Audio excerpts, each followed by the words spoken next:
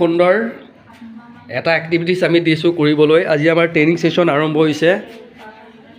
তো পৰস্পৰৰ বিষয়ে জানিবৰ কাৰণে ইজনে সিজনৰ বিষয়ে জানিব লাগিব আৰু তেওঁলোকে আহি ক'ব পাৰিব লাগিব। প্ৰত্যেকৰ বিষয়ে জানিব পাৰিব লাগিব।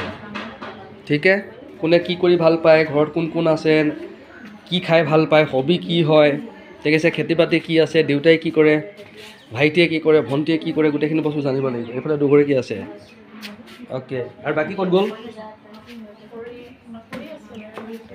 বাকীখিনি ক'ত গ'ল? ৰ'বা, এতিয়া মই তললৈ যাম, অকণমান চাইড দিয়া। এইফালে আছে দুগৰাকী, বঢ়িয়া, লাগি থাকা। 15 মিনিটছৰ সময় দিছোঁ।